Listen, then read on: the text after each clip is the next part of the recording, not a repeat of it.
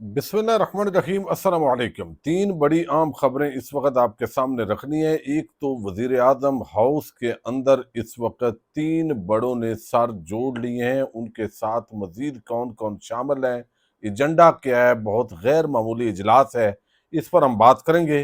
दूसरी तरफ अडयाला जेल के सामने भी माहौल एक मरतबा फिर आज गर्म है। हलीमा खानम को इमरान खान से मुलाकात करने की इजाज़त नहीं मिली, लेकिन बाकी बहनों को इजाज़त मिल गई है। और अगर उनकी मुलाकात हो जाती है, जो कि यकीनी तौर पर लग रहा है कि उनकी मुलाकात शुरू हो चुकी है, तो यकीनी तौर पर आज इमरान खान अंदर से जो बयान देंगे, वो तवील अरसे के बाद जो असल बयान है वो बाहर आएगा। अब इस सारी सूरत हाल पर भी बात होगी।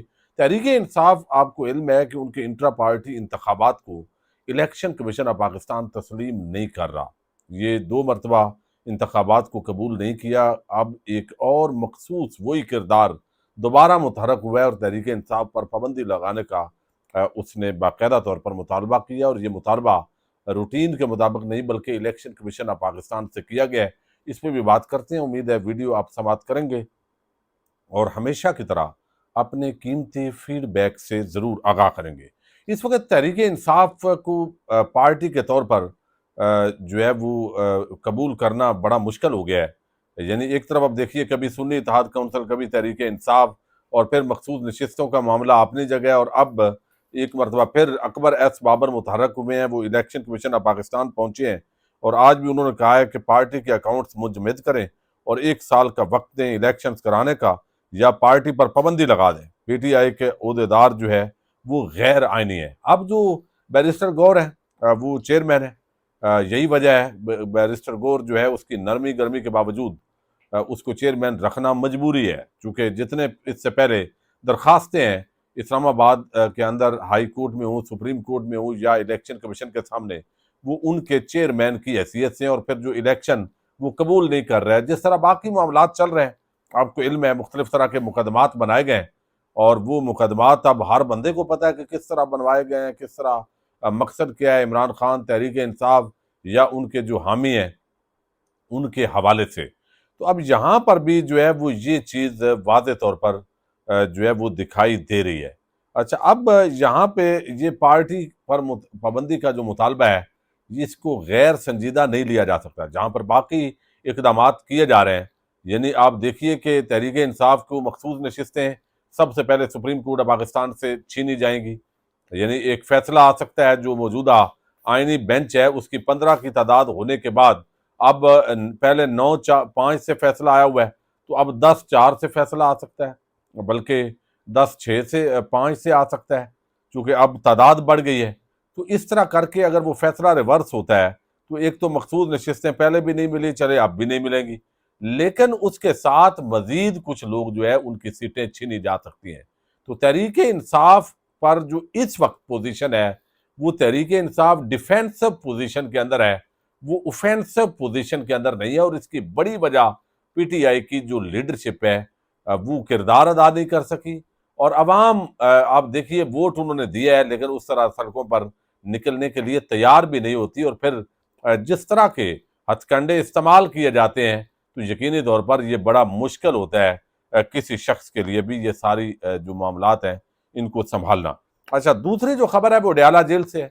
अडयाला जेल के अंदर आप देख रहे हैं पिछले चंद हफ्तों से खास तौर पर तहरीक इंसाफ की जो आम लीडरशिप है, जिन्होंने मिलना है, कोई लाएअमल तय करना है, ईद से पहले से लेकर अब तक मुलाकात नहीं करने दी जा रही। और जिनकी मुलाकात करवाई जाती है, बाज तो वैसे ही खाना पूरी की जाती है, और जो जाते हैं वो बड़े आराम से बैर वाला पैगाम वादे दिखाई देता है कि वो इमरान खान तक नहीं पहुंचता, और अंदर इमरान खान का जो पैगाम है वो बाहर नहीं पहुंचता। हलीमा खान वो इमरान खान को असल सूरत हाल से आगाह करती थी, तो उनकी मुलाकात नहीं करवाई गई। मुसलसल इस्लामाबाद हाईकोर्ट के अहकाम को भी नज़रअंदाज किया गया, सुप्रीम कोर्ट ऑफ पाकिस्तान के हुक्म को भी नज़रअंदाज किया गया, लेकिन बहुत ज़्यादा इस पर गुफ्तगू हुई। तो कल इमरान खान के वकील सलमान सफदर से 35 मिनट उनकी मुलाकात इमरान खान की करवाई गई, और वहाँ से जो फैमिली है उनके लिए पैगाम बहरहाल पहुँचा दिया गया। आज शानदाना गुलजार जो है उनके साथ भी पुलिस की काफ़ी लहदे हुई है, और उन्होंने भी बड़ी मजम्मत की है पंजाब पुलिस की। एक तरफ उज़मा खान कहती हैं कि हम तो मुलाकात जो है वो नहीं रोकते, तो भाई आपकी पंजाब पुलिस है तो फिर कौन रोकता है? वही तो खड़ी होकर रोक रही होती है। تو پھر علیمہ خان کو پہلے ہی روک دیا گیا، لیکن نورین اور عظمہ خان ان کو اب جو ہے وہ اجازت دی گئی ہے، تو وہ بھی وہی باتیں کریں گی، وہ بھی بڑی سلجھی ہوئی، بڑے نپے تلے الفاظ کے اندر ساری گفتگو کرتی ہیں، تو الٹیمیٹلی عمران خان تک باہر کی جو صورتحال ہے وہ یقینی طور پر پہنچ جائے گی۔ لیکن دوسری طرف فیصل فرید ایڈوکیٹ وہ پہنچنے میں کامیاب ہوئے ہیں، ان سے سوال کیا گیا کہ بھائی باقیوں کو جب نہیں آنے دیا جاتا تو آپ کیسے پہنچ جاتے ہیں؟ تو انہوں نے کہا بھئی میں چانس پہ آتا ہوں، اب وہاں ناکے سے میں نے انہیں کہا ہے میں شادی پہ جا رہا ہوں، بہانہ کر کے آیا ہوں، تو اگر ملاقات ہوگی تو ٹھیک ہے، نہ ہوئی تو نہ صحیح، تو میں چانس پہ آیا ہوں۔ تو فیصل فرید اور تین اور جو لوگ ہیں ان کی ملاقات بھی اندر جاری ہے۔ تو آج عمران خان کا جو بیان ہے وہ بینوں کے ذریعے جو ہے وہ بیان اصل آ سکتا ہے، اور یہ کافی عرصے کے بعد یہ سٹیٹمنٹ ہوگی۔ اب دیکھنا یہ ہے کہ اگر ساری عمران خان کو صورتحال سامنے رکھی جائے اور پھر جو ان کا بیان آئے گا وہ انتہائی اہمیت کا حامل ہوگا۔ تو اڈیالہ جیل کے سامنے ایک مرتبہ پھر جو ماحول ہے وہ گرم ہے، علیمہ خان بیٹھی ہوئی ہیں، ان کی ملاقات نہیں ہونے دی گئی۔ تو اوورسیز پاکستانی ایک مرتبہ پھر متحرک بھی ہیں، پی ٹی آئی کے بھی، جو یہاں پہ وفد مل کے گیا ہے آرمی چیف شہباز شریف اور دیگر کو، تو وہ بھی وہاں جا کے انہوں نے بتایا کہ بھئی جو ایک صورتحال ڈیولپ کی گئی ہے اور تاثر دیا گیا ہے ایسا نہیں ہے، بلکہ ہم نے عمران خان کے حوالے سے بہت کچھ کہا ہے، اور اب ان کا ٹویٹ آ گیا کہ ان کا موقف یہی ہے کہ فری عمران خان۔ تو اب اس معاملے پر شہباز گل اور باقیوں نے بھی اپنے لوگوں کو روکا ہے کہ بھئی ان پر تنقید چھوڑے، جو ان کا کردار ہے وہ بھرپور طریقے سے نبھانے کی کوشش کر رہے ہیں، تو لہذا جو بندہ بھی حمایت کرتا ہے اب کوئی وہ اتنا بااختیار نہیں ہوتا جتنا آپ سمجھ رہے ہوتے ہیں، پھر امریکہ کے اپنے مفادات ہیں، تو یہ ساری چیزیں جو ہے وہ دیکھنے کے قابل ہیں۔ تو اب اس طرح کے کام جو ہے وہ آج بھی وہ جاری ہیں۔ اب دوسری طرف جو ہے وہ ڈیجیٹل میڈیا سے وابستہ لوگوں کے خلاف ایف بی آر ایف آئی اے کو متحرک کر دیا گیا ہے۔ بہت سارے لوگ، ان کا بیرون ملک جانا مشکل ہے، روٹین کے مطابق آنا جانا ہوتا ہے لیکن وہ مشکل بنا دیا گیا ہے، اور مقصد ایک ہی نظر آتا ہے کہ لوگ جو ہے وہ تھوڑے سا خوف کی فضا پیدا کی جائے، مالی طور پر ان کو کنگال کیا جائے، اور یہ اس پوزیشن کے اندر جو ہے پھر یہ چیخیں گے، روئیں گے، پٹیں گے۔ تو بھئی جیسے بھی ہو جائے، جو زرداری اور شریف ہیں ان کو تو کسی صورت بھی میرا خیال ہے بڑا مشکل ہوگا جو ہے وہ ماننا، تو اس میں فاقے بھی آ سکتے ہیں، بھوک بھی آ سکتی ہے، لیکن وہ صورتحال مشکل ہے۔ باقی پاکستان کے ادارے ہیں، ان کے حوالے سے جہاں پہ تنقید بنتی ہے پالیسی کے اندر وہ تنقید بنتی ہے، اور جو آئینی رول کے اندر ہے اس پر کبھی جو ہے وہ تنقید نہیں ہوتی۔ اچھا، دوسری طرف جو ہے وہ ایک غیر معمولی جو اجلاس ہے وہ اس وقت وزیر اعظم ہاؤس کے اندر جو ہے وہ ہو رہا ہے۔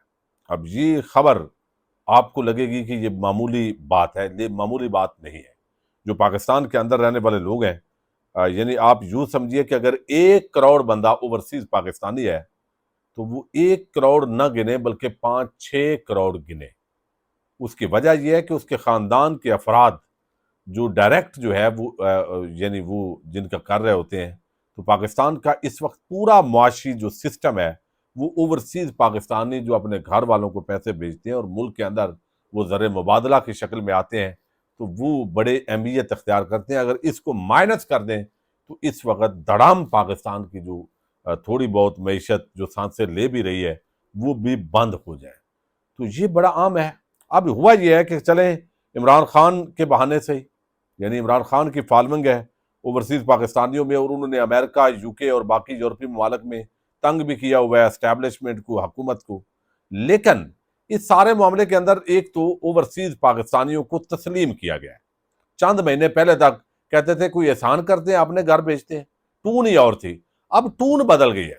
اب جس انداز میں بھی لیں، لیکن میں چونکہ پاکستان سے باہر رہا ہوں تو مجھے اندازہ ہے مڈل ایسٹ کے اندر یا یورپ کے اندر جو میرے بھائی ہوتے ہیں اور باقی جو لوگ ہیں، وہ دیکھنے کی ضرورت ہے کہ بھئی آپ جو ہے اوورسیز پاکستانی جو بھیجتے ہیں آپ سارا زر مبادلہ، تو وہاں بڑی مشکلات ہوتی ہیں۔ اور ابھی اوورسیز کنونشن ہوا، وہاں پہ جو اٹلی کے سفیر ہیں انہوں نے بڑی سنجیدہ گفتگو کی، بہت عام مسائل انہوں نے اس کے اندر بیان کیے ہیں، اور میں وہ سن رہا تھا اور میں سمجھتا تھا کہ ساری چیزیں جو ہے وہ جس کے اندر انہوں نے پوائنٹ آؤٹ کیا، بھئی وہاں پہ برتھ سرٹیفکیٹ کے ایشو ہیں، چھوٹے چھوٹے مسائل ہوتے ہیں سفارت خانے سے ریلیٹڈ، اگر اس کو یہاں پہ کئی دفعہ ہمارا جو یعنی یہاں پہ سسٹم ڈیمیج ہوا پڑتا ہوتا ہے پاسپورٹ کا. اچھا پھر جو فیملیز ہیں اوورسیز کی، اگر ان کو پاکستان میں ہراساں کیا جائے گا تو پھر معاملات خراب ہوں گے.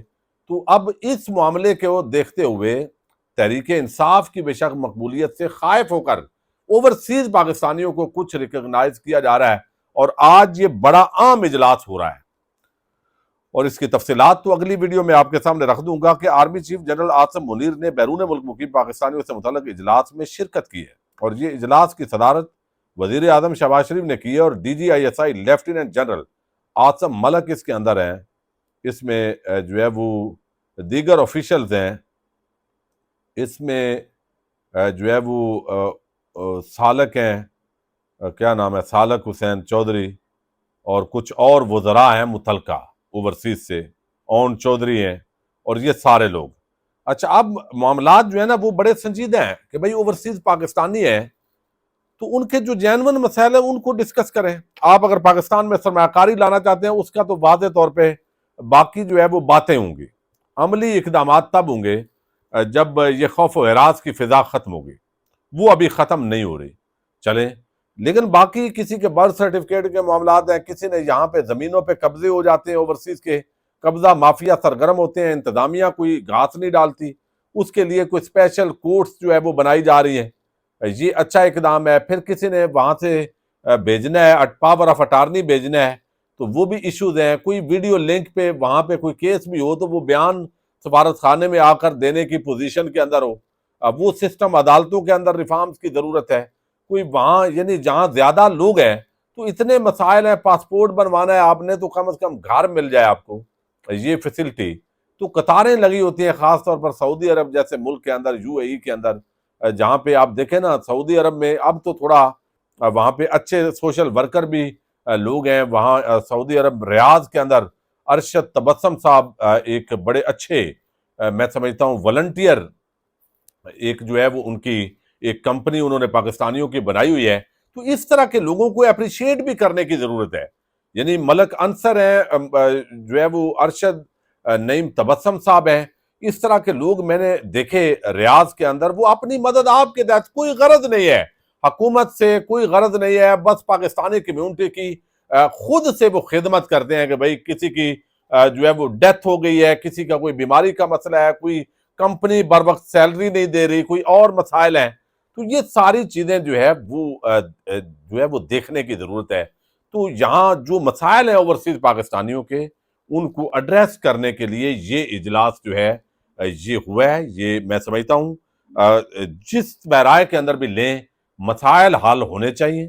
وہاں ایک بندہ جو ہے کسی ٹیکنیکل معاملے کے اندر یورپ میں یا مڈل ایسٹ یا جہاں جہاں لوگ ہوتے ہیں، وہ اگر یعنی جہاں ان کی جاب ہے، ایک ٹیکنیکل معاملے کے اندر وہ پھنس جائے اور یہاں پہ اس کو کوئی پاور آف اٹارنی بھیجنی پڑ جائے، کوئی طریقہ کار، تو اس کی دیہڑیاں ضائع ہو جاتی ہیں. دور دراز اس کو ٹریول کرنا پڑتا ہے. دور دراز اب تبوک سے بندے کو ریاض آنا پڑے یا جدہ آنا پڑے تو یہ بڑا آپ کو اندازہ نہیں ہے، لیکن ہزار میل کے فاصلے ہوتے ہیں، 800 کلومیٹر کے. تو یہاں یہ ساری چیزیں، بہرحال یہ ایک عام اجلاس ہوا ہے، اور یہ اوورسیز پاکستانیوں کے جو مسائل ہیں، جو جینون تجاویز آئی ہیں کنونشن کے اندر، ان کو ایڈریس کرنے کے لیے تمام وزیر وغیرہ اکٹھے ہوئے ہیں، سیکرٹریز اکٹھے ہوئے ہیں، متعلقہ بیوروکریسی، اور اس کے حل تلاش کیا جا رہا ہے. میں مزید بھی آپ کو اس حوالے سے اگلی ویڈیو میں اپڈیٹ کروں گا. پاکستان زندہ باد.